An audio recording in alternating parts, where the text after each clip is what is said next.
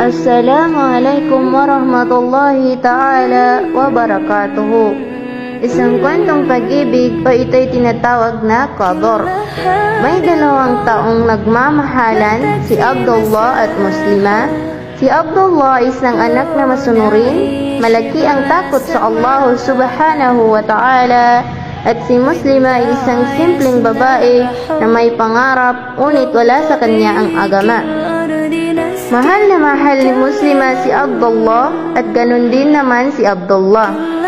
Sa kabila ng di pagsunod ni Muslima sa mga gawaing Muslima, isang araw pumunta si Muslima sa mahad para bisitahin si Abdullah. Nakita niyang kasama ni Abdullah ang parents nito. Tinanong ni Muslima, Abdullah, bakit di ka na nag-reply sa mga text at di mo na sinasagot mga tawag ko, sabi ni Muslima. Sinabi naman ni Abdullah, umuwi ka na muna, tatawagan lang kita. Umuwi nga si Muslima nang di man lang pinakilala ni Abdullah. Nahiya kasi si Abdullah sa mga magulang nito dahil si Muslima ay nakapantalon pero nakahijab.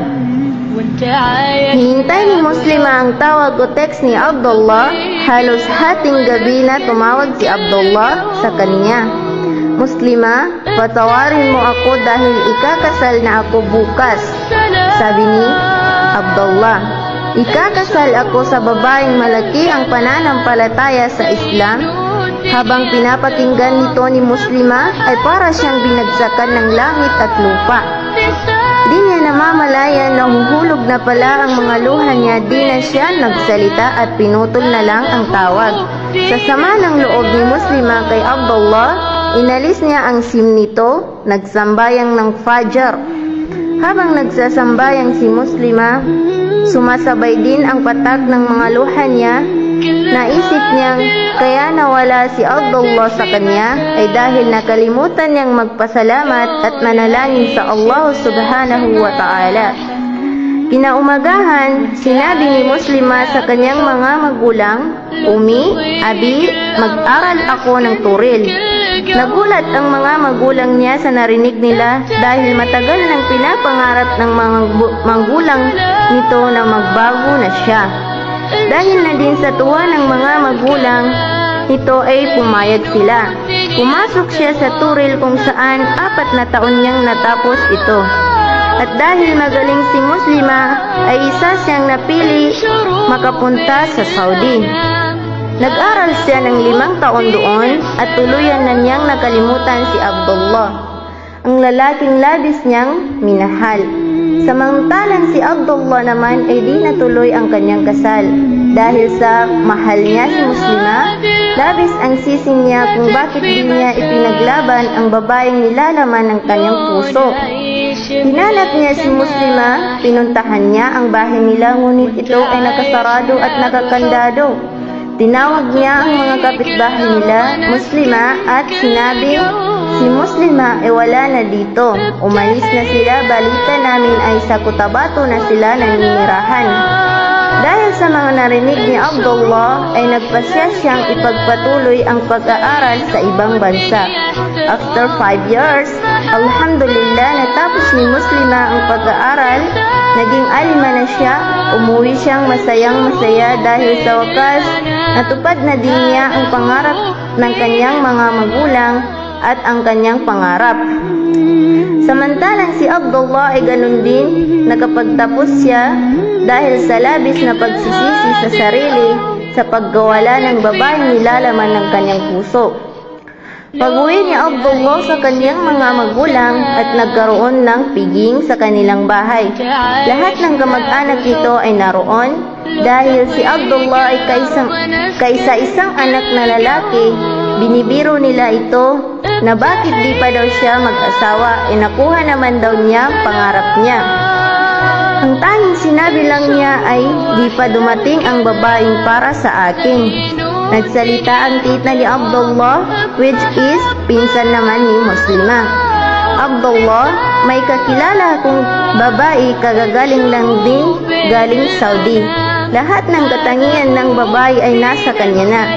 Ngumiti lang si Abdullah sa sinabi ng kanyang tita at yun nga binisita ng mga magulang ni Abdullah si Muslima at dahil sa 10 taon na ang nakalipas ay di na nakilala ni Muslima na ito palang nga bisita ay mga magulang ni Abdullah. Madaling nagkaintindihan ang mga magulang nila, Abdullah at Muslima. Bago ang kasal, nagsambayang ng Fajr si Abdullah at ganun din si Muslima. Sabi ni Abdullah, "Ya Allah, kung nasaan man si Muslima, sana'y lagi siyang nasa mabuting kalagayan. Mahal na mahal ko siya, di ko tinuloy ang kasal ko noon dahil ayaw ko siyang masaktan. Hinanap ko siya ng 4 na taon pero di ko siya natagpuan. Sana'y mapatawad niya ako." Namamalayan ni Abdullah na nahuhulog na pala ang kanyang mga luha.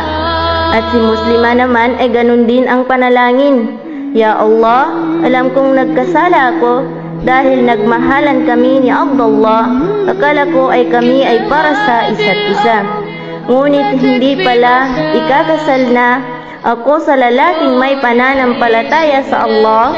Patawarin niyo kami ni Abdullah kung nagkasala kami."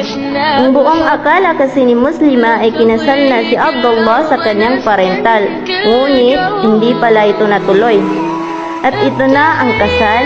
Natapos na basahan ng kasal si Abdullah, pupuntahan niya si Muslima. Tingnan niya si Muslima para sampayan niya din si Muslima. Pagbukas ni Abdullah ng pinto, nakita niyang nakatalikod si Muslima. Pagharap ni Muslima ay natulala si Muslima at kusang nahulog ang mga luha niya sa mga mata. Nakanikab kasi si Muslima kaya't mata lang nakikita ni Abdullah. Nagtataka si Abdullah kung bakit parang naiiyak ito. Sa isipan niya baka excited lang siya. Nang itaas ni Abdullah ang likod ni Muslima ay labis siyang nagulat sa nakita niya. Ang babaeng nilalaman ng puso niya ay ang kanyang magiging asawa. Niyakap niya si Muslima habang binibigkas ang salitang "Banal amalimusu Allah Ta'ala." Nagtaka ang mga tao bakit sila naiyak pareho. Ang pagkatapos nilang mahimasmasan ay kinuwento nila ang kanilang nakaraan. Totoo ang Allah ay dakila, ang kapalaran natin ay maaari natin hilingin. Hanggang dito na lang po. Assalamualaikum warahmatullahi ta'ala wabarakatuh.